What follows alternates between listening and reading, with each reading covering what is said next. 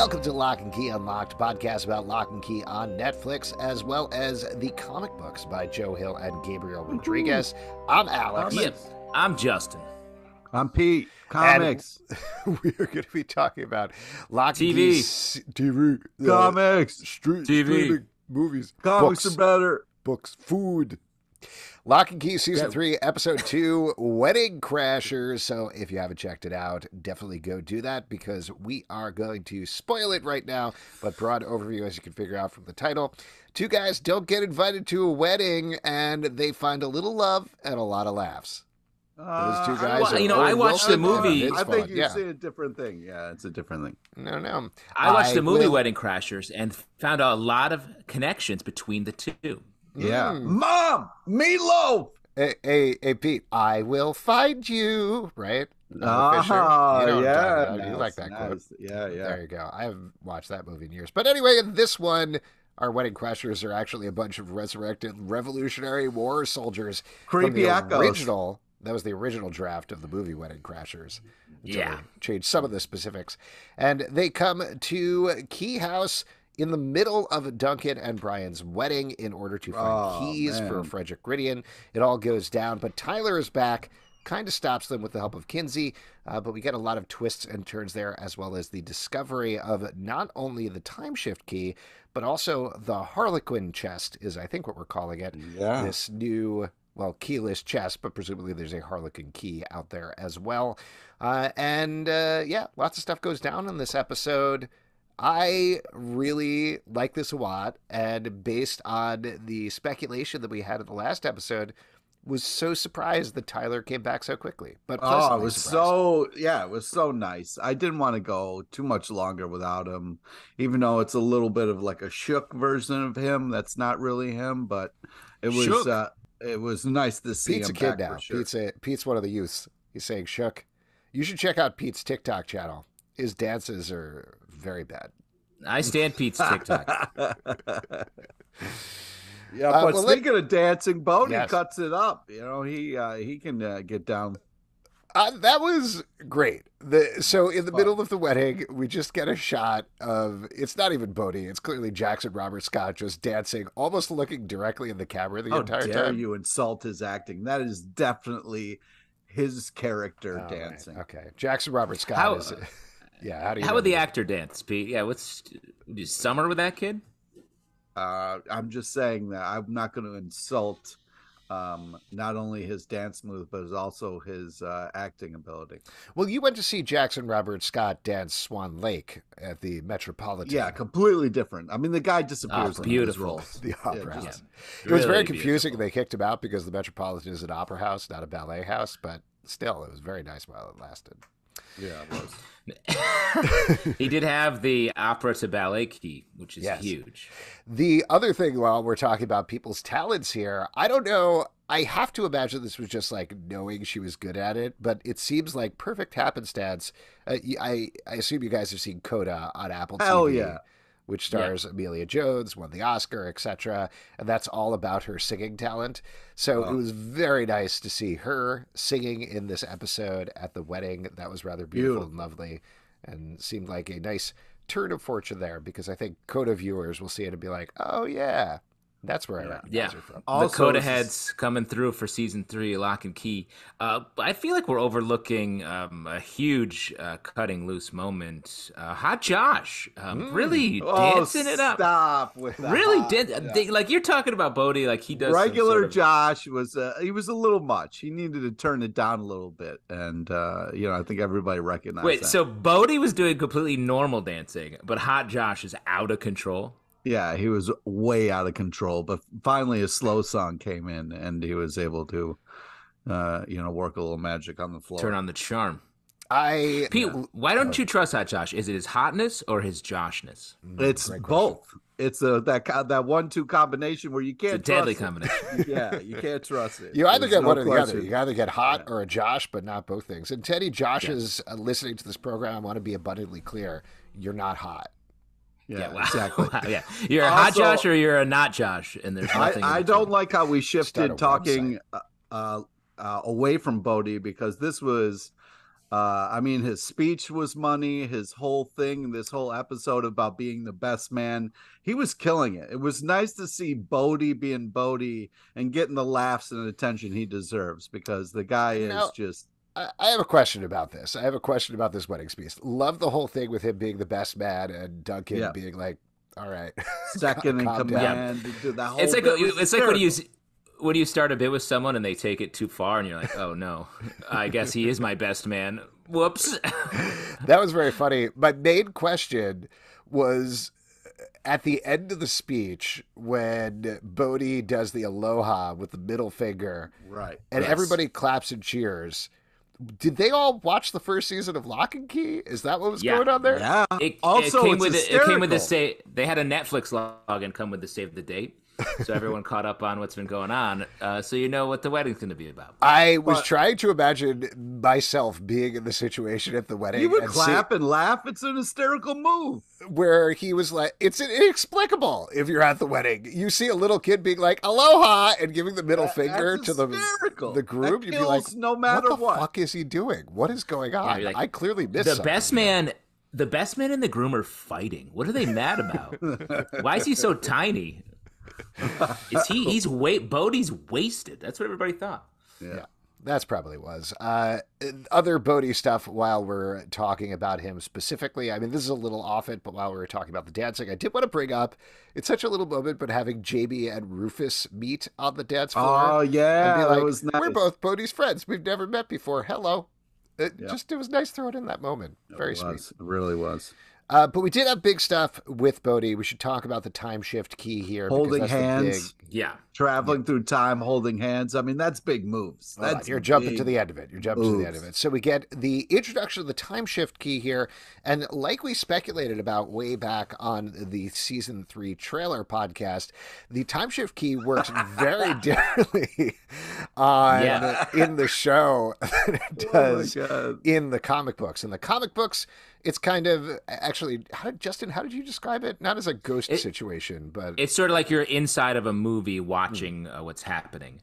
And here, the Timeshift Key, it seems like you can interact with people, and I don't know if you're in danger of being hurt by them, but you don't affect the timeline. It feels like the people can sort of break out of the scenes they're in, the moments they're in, but it seems like you're not actually changing time at all, which is very curious to me. I'm very excited about the idea of them being able to kind of go back, and especially it was like seconds away from having a dad reunion, which would have been super emotional.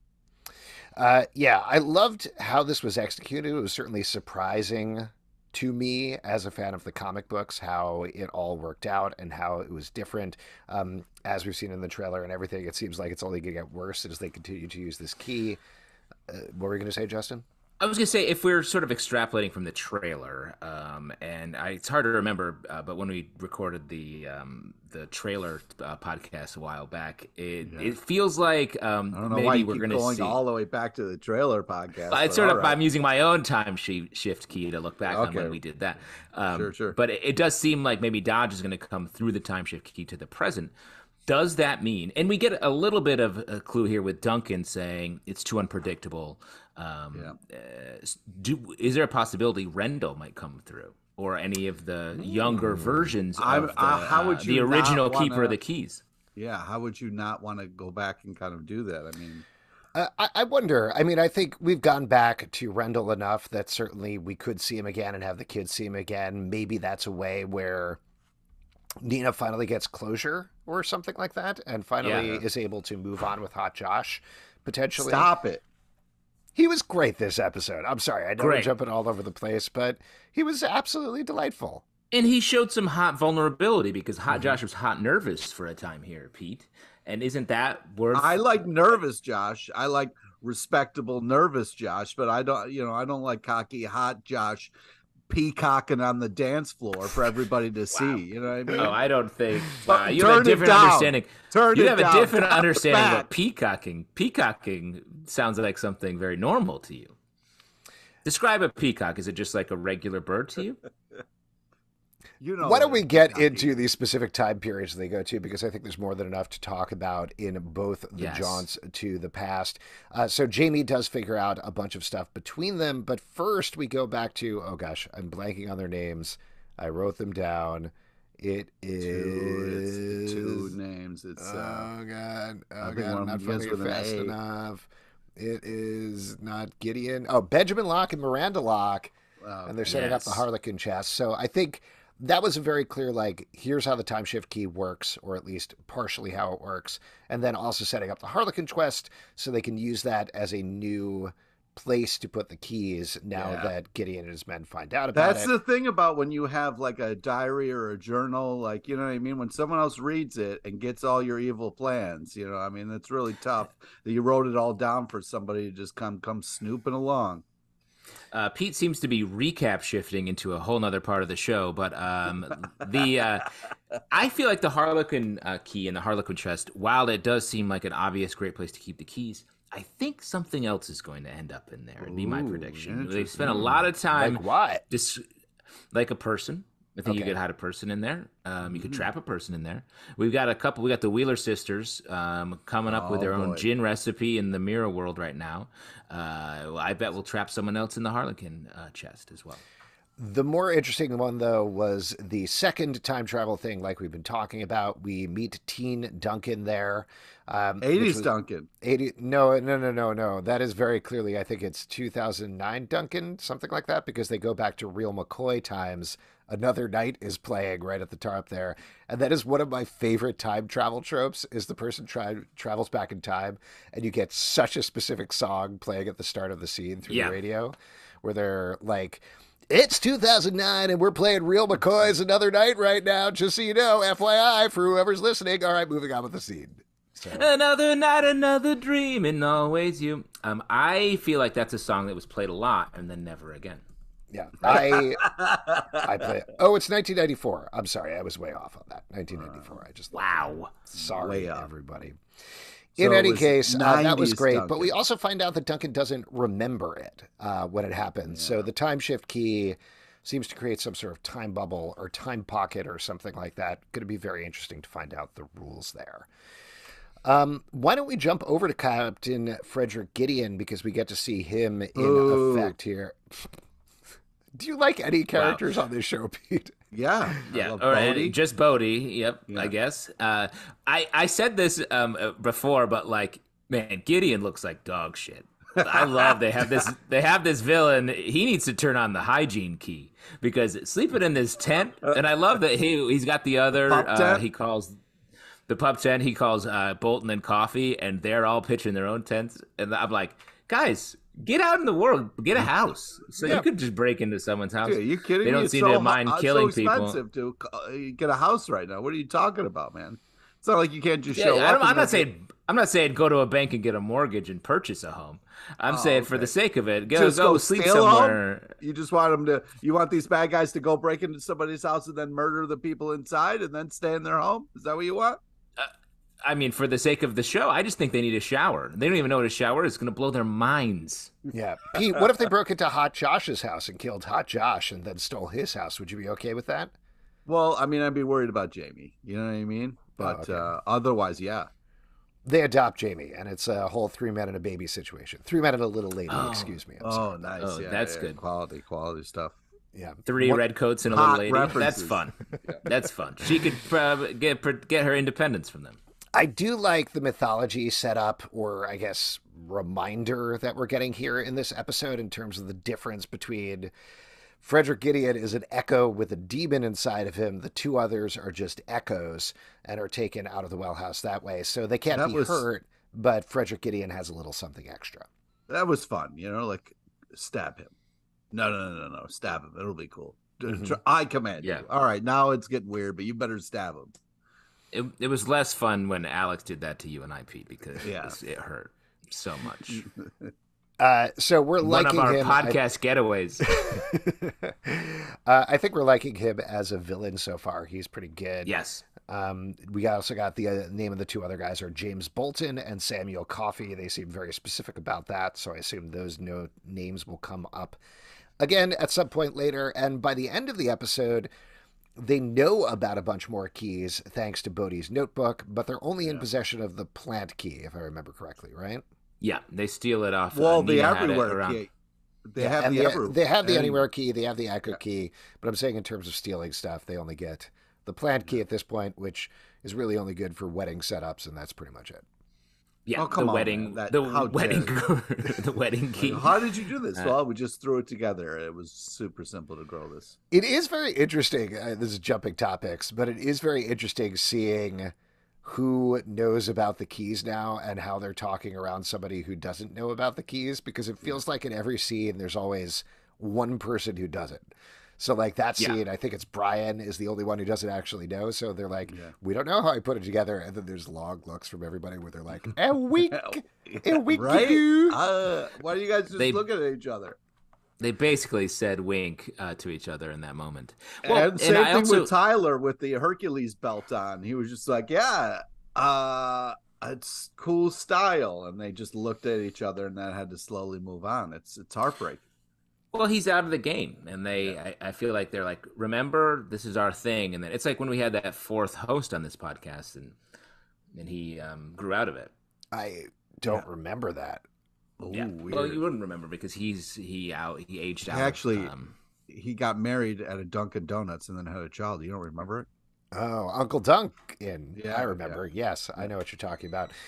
Let's talk about Tyler, since we just touched on that. That's another big emotional plot line of the episode. As he does come back, as we mentioned, he doesn't remember anything. But over the course of the episode, everybody kind of tries to get him to remember the keys and agree to use the memory key. It's a very interesting line, I think, they're walking with Tyler in particular, because they really set up that, like, not to be blunt about it, but like using the memory key without somebody's permission is a form of assault that you're doing on them. So they're skirting up against that line. There's that scene where Kinsey notices, oh, Tyler's drunk, so he remembers, and she's like, drink more stuff. No, yeah, please give me the okay. And he's like, no. I'm glad they stopped that, and I didn't expect them necessarily to go farther, but like, that was a little uncomfortable. Like, made me a little uncomfortable. You felt the same way, Pete? Yeah, it's because this thing of like, I want, and Kinsey wants him to be in the know and to be on the good side because they need more people to fight this Echo army that maybe is coming. So it's this thing of like, we want him to be on the team because he was such a huge part of it last time around. But he is really shook about his ex and all the things he had to do, so he's not really ready to come back. So it's a tough line to kind of walk because they could use the help. You get to see him sort of experience all of the emotions. Like, he's out on it, then after a couple of drinks, he's in on it, and he wants to be in on it, and then he thinks of Jackie, and then he's fully out again. And we get to see Kinsey see all that as well. And I think just seeing them all working together so hard and trying to take care of each other, despite the fact that taking care of Tyler means not having him with them, a necessary part. But even a larger point on that, like, it feels like Duncan's a little bit out too. You know, obviously he's getting married, but he, while still remembering the keys, seems to be maturing out of just the Locke business in general. He's maybe a source of information, but I don't think he's going to be involved in the action, replaced by Nina. Nina, it feels like she is sort of just heavily part of the action. Just to kind of back it up a little bit, I think it's one of those things where we're really it's rooting for Tyler to kind of like want to be back in it, but he is going through the classic thing of like, you know, you break up with somebody and then you open up a book and their picture falls out and hits you in the face. I mean, that's just rough reminders, you know what I mean? Wow. It's bad enough when you have to get the flashbacks and stuff, but then you get the book next to as you wake up and you get that slap in the face. I mean, come on, man. The poor guy can't catch a break. Yeah, in particular, I put pictures of, which is not finished. That's an unfinished book, so that's a second slap in the face right there. What joke were you going to make, Justin? I was going to put in, and we could just focus test each of these and just edit one in. I was going to say, the rest of the afternoon, I'm putting pictures of my exes in all my books. So it's going to take up a huge chunk of time. I like yours more. Let's go with yours. All right, I'll edit out my part of that. Sanditon. Leave them Yeah, there was something else that I was going to bring. Oh, I was going to ask about, and this is a legitimate question. Like, it sounds like a joke question, but a legitimate question. At the end of the wedding, Duncan and Brian get in a car with cans and they drive off for their honeymoon. Right. Do people actually do that anymore? Yeah. What are you talking about? It's fun because you write on their car like the just married, and you attach the cans and stuff. Then everybody gathers and you throw rice and you say goodbye and they wave goodbye and they drive off. And you grew up in 1789, right, Pete? Yeah, around bouts. Yeah. Roundabouts, he says. More in the 80s. I've been to a couple of weddings and I've never seen that. It always seems like they're at the wedding and then at the end of the wedding they're like, well, good night, everybody, and then they go home and maybe they go to a honeymoon the next day or something like that. But I've never been at the car can type wedding. Well, the car can ones. Yeah. I got a car can wedding coming up. Also, the rice. It feels like we can throw other stuff. Well, they do bubbles. You can blow bubbles at them and stuff as they walk really underneath. Nice. Nice. You know? Oh, and Pete clearly moonlighting as a wedding planner. It sounds like the way you talk about this stuff, like you're really in command of the material. But very sweet wedding with Duncan and Brian. I thought that was nice. Do you think is that it for them for the season, and because of that, the show? What? I bet we'll see more of them. I mean, I hope so, yeah. If we're following the track of the comics, they are definitely brought back, and sort of revenge is attempted to be visited on them. So maybe we'll get something like that, even though they're a bit separate. I really enjoyed Uncle Dunc's bit of the famous Josh. I never got tired of that. That was fun. So do you like it better if we refer to him as famous Josh instead of hot Josh? Yeah, any other kind of Josh would be great.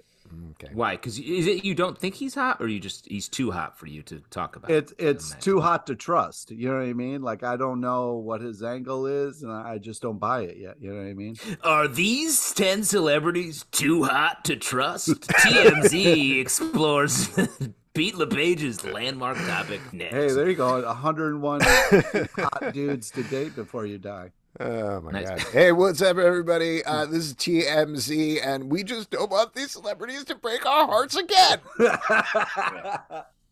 Exactly. That's TMZ, always leading with their hearts on their sleeves. They do. What else can we talk about in this episode? There's a cheese hat from Wisconsin. That was a fun little bit. Bode gets the cheese hat, and then later on, Gideon squeezes the cheese hat. Gideon does the squeeze. People love squeezing cheese. You know what I mean? He's picking it up like, wow, look at this great mound of cheese I'm about to eat. And then he's just totally disappointed, which I get. Yeah. Imagine how hungry you are if you live in a tent. Yeah. Sad squeeze. Go ahead, Justin. We're going to call I was going to jump it back to Tyler real quick, because I do think, so he's been building these houses. He seems to be not dealing with any... And working... construction with hot people, because that's how it definitely happens in real life. Again, in my construction experience, it's exactly like that. Dates every night with other people you're working with. Everyone's happy as hell and kissing on the job site. You do kiss breaks. 9 o'clock is your kiss break. Union mandated, right? Exactly. It keeps, it works for unity, unless you're kissing different people, which is problematic. But I feel like the fact that so far this season, Tyler's all about not dealing with the problems and the tragedies he encountered last season, and his family sort of supporting that choice. I'm curious to see if he's going to be the one that sort of faces that reckoning and is like, you know what, I have to finish mourning Jackie and find a way to move on to protect my family and just move forward in general, because I feel like he's like legitimately lost here. Yeah, and needs some help coming up. I don't know if you can remember back to the trailer episode where we talked about all the different things we saw, but Tyler was in a bunch. So, him kind of being on the sidelines and not sure. I mean, that's temporary pass. Like, he gets in there. So I'm looking forward to how they're going to at this point, I would guess next episode is the episode we're going to get Tyler making a decision there and getting his memory back. I don't know. Yeah. It's an 8-episode season. I don't know how much longer they can drag it out with him being like, I don't know, and then bouncing around it while everybody else is doing other stuff. So, but we'll see, I guess. Yeah. I love the action sequences. I thought Kinsey coming in with the chain key and the master lock was sweet. Yeah. Very cool. Interesting. That seems to be the weapon of choice for all the Locke kids. They always seem to be carrying that. And I guess it's very portable. But to me, it seemed a little clunky. What are you talking about? You got chains or just boom chains? What you know what I mean? Like with the Hercules, now you got to go get with your hands. With the chains, you can keep the bad guys away. It's a smarter. By the way, move. if you're just listening to the podcast, Pete just acted like a Rock'em Sock'em robot. That's the movement that he just did. It was pretty great. Oh, thank you. Yeah. Your dad was a Rock'em Sock'em, right, Pete? Yeah, one of the original Rock'em Sock'em. Yeah, you're damn right. He and married my mom a was human hungry woman. Hippo, so you know. Beautiful. The Beautiful best of romance. both worlds. Absolutely. There are two types of people in the world: hungries and my love, I have caught you in a mousetrap of my own feelings. You have a monopoly on my heart. We're really dating ourselves. Yes. Board games? I think it's all right. I think we're going to be just fine. Any other moments from the episode that you guys want to call out? Yeah, I can't believe you guys don't want to talk more about the Jamie Bode hand holding as they travel through time together. I thought that was such a adorable. Are you shipping these two children? Is that what's going on, Pete? No, but I think it's an adorable team, and I think when it comes to fighting bad guys, they're both very smart. You know, and I like the way that they're kind of looking at stuff and processing things. I think they're a badass team, and I'm glad they're on the good side. I mean, now that Rufus Can we see is the back future? in town, now that Rufus is back in town, I want to see them as a trio. Like, I want to see all three of them together. Exactly. That would be fun. Can we shift into the future? Maybe see if they are a couple in the future. Think about that. Oh wow! Potentially. I mean, getting back to the comics again, the way that it works is it goes back to the forging of the clock from the Timeshift Key to the present, so you can't go to the future. Can't go forward. We've already changed the rules, so entirely possible that it could work in a different way there. And I think there's something to be said. This is getting into crazy speculation, but ending the series by using the Timeshift Key to show whatever happens in the future, everybody happy and settled, and some sort of montage. Oh, that's there. a great call. Might I love that. Great way of ending it. We'll see. A couple other things I wanted to mention. See the Wheeler Sisters gin. This show seems committed to showing us beverages and soups, which I am here for. That's what I consider a good lunch. Yep. A little bit of gin and a great chowder. I think we mentioned this on the podcast before, but I like to combine them into a nice gin chowder. I love a gin chowder. Yeah, when you go to a bar and they pass it over the bar, you get like that. The clams floating in the gin. You just dude. You feel home, you know. You feel home. That is too much, bro. I usually make gin chowder, my friend.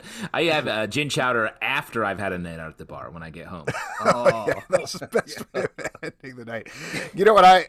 This is a little tip. If you're ever ordering a gin chowder at the bar, I always say, "Hey, make it creamy." Yeah. Where's Justin? Now he's in the bathroom making a batch of gin chowder in the toilet. Oh my god, we've gone too far. Justin, is that gross? Oh, that's gross. Alex, no. Remember earlier in the podcast, you're like, "Hey, you know when someone takes a bit too far?" Yeah, there you go. Congratulations. Yeah, no, I meant me. I meant me when I said that. Well, you didn't have to then prove it later. Yeah. By the way, to be clear, we're talking about a New England gin chowder, not a Manhattan gin chowder, exactly. Which is red and chunky. Never. Yeah. Hey, you want it red and chunky or white and creamy? That's when you have Manhattan gin chowder. That's when you need to go to the doctor. I also wanted to talk about a slight gear shift into we get to see. I think we're definitely gonna get to see the Tempest from the past. Gordy shows up again in this episode. You're going to mention that every episode. What happens? I was thinking about this. I'm willing it into being. What is the scenario if we get to episode 8 and they're like, well, that's a wrap on Locke Key, and Bode does a sweet dance moves in the camera, and the credits roll, and there's no Tempest. Are you going to be bummed? Yeah, I'm going to be a little... No, because as we saw in the trailer, there was more Tempest stuff in it. So we're going to I got to go rewatch that. It's been a while since I've checked it out. I'm going to spin it back up and see if I remember the Tempest stuff. Anything else you guys want to call out? Pete? Yeah, we didn't see Bodie's car. I mean, what the fuck? How did he get there, assholes? I mean, we can't show Bode Tyler's car? Tyler's car. We can't have him, drive up to the house. Like, what happened? Bodie's car is like one of those little deluxe Hot Wheels things that he drives around and going beep, beep. Yeah. What are those called? Like Tiny Tots or something? I don't remember. I completely blanked on the name right now. It's not Hot Wheels, and it's not Matchbox.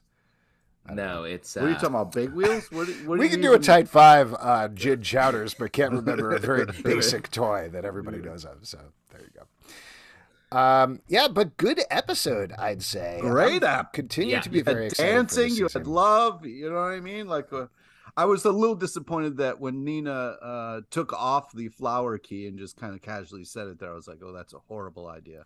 On the other hand, though, I loved Nina's expression when she sees the Timeshift key and is like, ooh, new key. We were mentioning this in the last episode, but there really is this childlike glee that Darby Stanchfield has this season that is very fun to see. Yeah. All right. I agree. It's really, as Medium Josh says, it's nice to see her happy. Yes. Before we wrap up here, why don't we talk about the key moment of the episode? Justin, what was your key moment of the episode? I think it's Duncan talking about the Timeshift key. Like, he has knowledge of it. He sets up a little bit like, oof, that we can't deal with that. It's too big. It's too much. It's a problem. He knows the rules. And that's why we were talking about if he's going to be sidelined for the rest of the season. I think he will at least be sort of the guru for the Timeshift key, perhaps next episode or whenever they next get into that. Power Wheels is the name of the toy. Power Wheels. That's what it is. There we go. Pete, what about you? What's your key moment of the episode? I'm going to have to say, I'm going to have to say Tyler showing up and being back with the home team is the key moment. Now that he's here, hopefully they can get him to drop his baggage and get on board so we can start fighting some creepy bad guys that are slowly starting to win.